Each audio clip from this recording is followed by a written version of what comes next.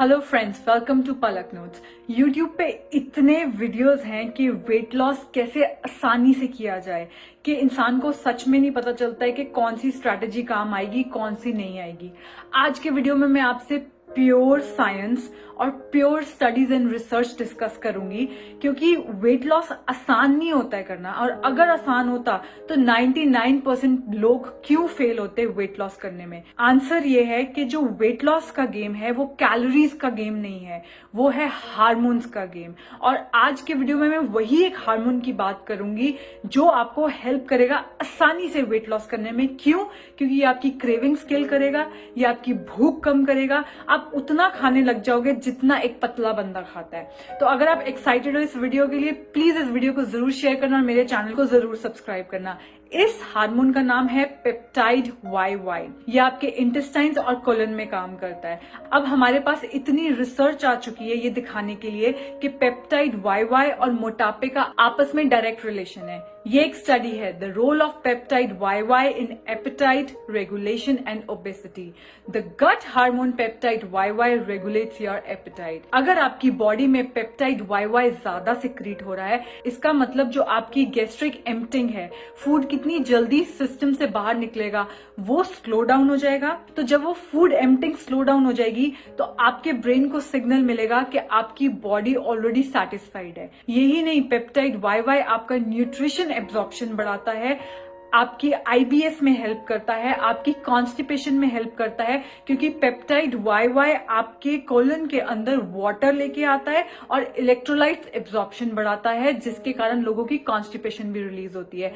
ये डायबिटिक्स के लिए भी बहुत अच्छा है, क्योंकि पेप्टाइड YY जिनके ब्लड में ज्यादा होता है उनके इंसुलिन लेवल डाउन होते हैं, और इंसुलिन का दूसरा नाम है फैट स्टोरेज हार्मोन।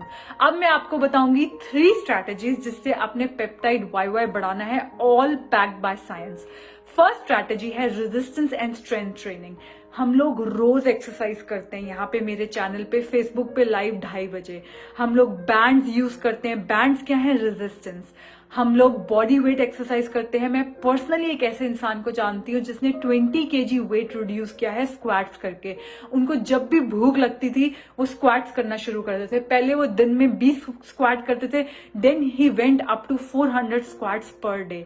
जैसे ही वो स्क्वाट्स करने लगते थे उनकी बॉडी के अंदर पेप्टाइड YY रिलीज होता था, जिससे उनकी क्रेविंग्स भी किल होती थी और उनका हंगर हार्मोन भी मैनेज रहता था। उसके अलावा स्ट्रैटेजी नंबर 2 है, ये देखा गया है कि out of all macronutrients, fats, proteins and carbohydrates, जो प्रोटीन है that increases peptide YY the more. अब मेरे फॉलोअर्स को क्या नुकसान है कि जो भी मेरे फॉलोअर्स हैं वो लोग ग्लूटेन खाना छोड़ चुके हैं, वो लोग सोया खाना छोड़ चुके हैं, वो लोग इंडिया से हैं, वो लोग वेजिटेरियंस हैं। कई बार उनको इतनी ज्यादा कॉन्स्टिपेशन होती है, उनका गट बैक्टीरिया इतना कॉम्प्रोमाइज होता है कि मैं उनसे डेयरी भी ले लेती हूँ, मतलब दूध भी छूट चुका है, पनीर भी छूट चुका है। वो कहते हैं कि पलक हम प्रोटीन बढ़ाएं कैसे, इसीलिए मैंने उनके लिए निकाला मील रिप्लेसमेंट शेक। मैं बिल्कुल भी फैन नहीं हूँ प्रोसेस्ड फूड की, मेरे हिसाब से फूड नेचुरली होना चाहिए, बट अगर आप इसको स्ट्रैटेजिकली यूज करो प्रोटीन को as a meal replacement shake, it could be a very good add on to your lifestyle hack. और जो मेरी लास्ट टिप है वो European journal of clinical nutrition ने impact of medium and long chain triglycerides consumption on appetite and food intake देखा, और उन्होंने ये देखा कि MCT ऑयल जो लोग 2 चम्मच लेते हैं मॉर्निंग में, वो लोग लंच और डिनर कम करते हैं as compare to long chain triglycerides. जो ये सेम स्टडी थी उसने ये भी डिस्कवर किया कि जो लोग MCT ऑयल लेते हैं उनके जो ट्राइग्लिसराइड्स लेवल हैं, मतलब जिनको कोलेस्ट्रॉल वगैरह की प्रॉब्लम रहती है, वो भी राइज नहीं करते हैं अगर आप 1 से 2 चम्मच अपने ब्रेकफास्ट पे लो। इसका मतलब अंडा बनाओ या कॉफी के अंदर 2 चम्मच MCT ऑयल डाल लो। अगर आप मेरा प्रोटीन शेक ले रहे हो उसके अंदर हमने ऑलरेडी MCT पाउडर डाला हुआ है, क्योंकि इस रिसर्च को मैं बहुत टाइम से जानती हूँ।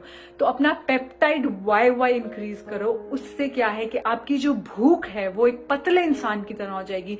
जब भी हम वेट लॉस करने की कोशिश करते हैं हम लोग ये सोचते हैं कम खाएंगे ज्यादा मूव करेंगे, हमारा मोटिवेशन लेवल एक दिन बहुत हाई होता है, हम अपनी कैलोरीज ड्रास्टिकली रिड्यूस कर देते हैं। उससे क्या होता है, हमारे मैक्रोन्यूट्रिएंट्स रिड्यूस हो जाते हैं, हमारे माइक्रोन्यूट्रिएंट्स रिड्यूस हो जाते हैं। जब शाम को बॉडी को ये फीलिंग आती है कि मुझे पूरे दिन का न्यूट्रिशन नहीं मिला है, वो शाम को भेजती है आपको क्रेविंग्स। जो पूरा दिन आपने सैक्रिफाइस किया होता है, शाम को आप ओवर ईट कर लेते हो और आप उस रोलर कोस्टर पे आ जाते हो कि आपका वेट कभी भी रिड्यूस नहीं हो पाता और आप जैसे अब दिख रहे हो 6 महीने बाद भी वैसे ही दिखोगे। इसीलिए एज ए न्यूट्रिशन एक्सपर्ट मैं हमेशा ये कहती हूँ, कम खाना is not the solution, eat right, that is the solution.